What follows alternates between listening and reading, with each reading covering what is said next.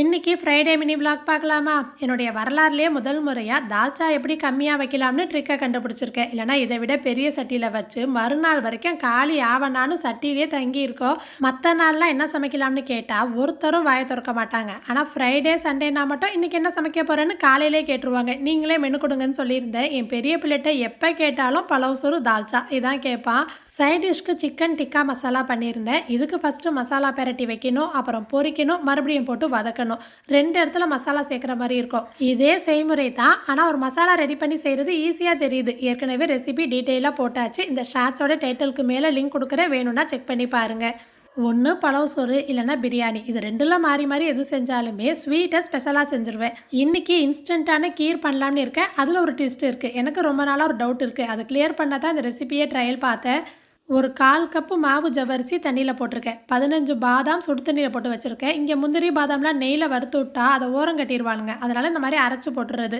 பாதாம் தோல் எடுத்துகிட்டு ஃபஸ்ட்டு மிக்சர் ஜாரில் சேர்த்து அரைச்சிட்டு அது கூட பால் சேர்த்து அரைச்சிடலாம். நல்லா பேஸ்ட்டாக அரைஞ்சி வந்துடும். பாதாம் பேஸ்ட்டு நல்லா திக்காக இருக்கும். இன்னும் கொஞ்சம் பால் சேர்த்துட்டு 2 டேபிள் ஸ்பூன் கஸ்டர்ட் பவுடர், கொஞ்சமாக குங்குமப்பூ சேர்த்து நல்லா மிக்ஸ் பண்ணிவிட்டு தனியாக வச்சுக்கலாம். இப்போ ஒரு கடாய் தாராளமாக வச்சுக்கோங்க. 2 டேபிள் ஸ்பூன் நெய், கொஞ்சமாக முந்திரி திராட்சை சேர்த்துட்டு தண்ணி விட்டுட்டு அதோட ஊற வச்சுருந்த ஜவ்வரிசியை சேர்த்து ஒரு 10 நிமிஷத்துக்கு மீடியம் ஃப்ளேமில் வச்சு கொதிக்க விட்டுடலாம். இல்லைனா அடி பிடிக்கும். ஒரு ட்விஸ்ட்டு இருக்குதுன்னு சொன்னேன் இல்லையா? இன்றைக்கி கருப்பட்டி கீர் தான் பண்ண போகிறேன். அதுக்கு இந்த அளவு கருப்பட்டியை செதுக்கி எடுத்துக்கலாம். ஈஸியாக பண்ணுறாங்க நிறைய பேர். நமக்கு வரமாட்டேங்குது. நான் பார்த்தேன் சரியாக வராதுன்னு சொல்லிட்டு நல்லா தட்டிட்டு அதுக்கப்புறம் நல்லா பொடுசாக கட் பண்ணி வச்சுக்கிட்டேன்.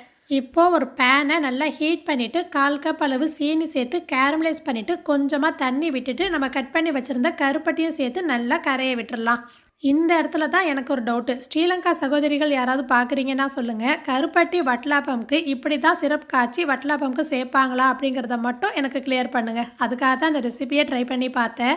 இன்னொரு பக்கம் ஜவ்வரிசி சேர்த்தோம் இல்லையா? தண்ணியோட தன்மை மாறி இருக்கும். அந்த ஸ்டேஜில் ஒரே 1 டேபிள் ஸ்பூன் மட்டும் ரவை சேர்த்தா போதும். அதிகமாக சேர்க்க வேணால் திக்காகிரும். ரவை சேர்த்து 5 நிமிஷம் கொதிச்சதுக்கப்புறம் காய்ச்சி வச்சுருந்த கருப்பட்டி பாகு, அரைச்சி வச்சுருந்த பாதாம் பேஸ்ட்டு எல்லாத்தையும் சேர்த்து நல்லா மிக்ஸ் பண்ணி விட்டுடலாம்.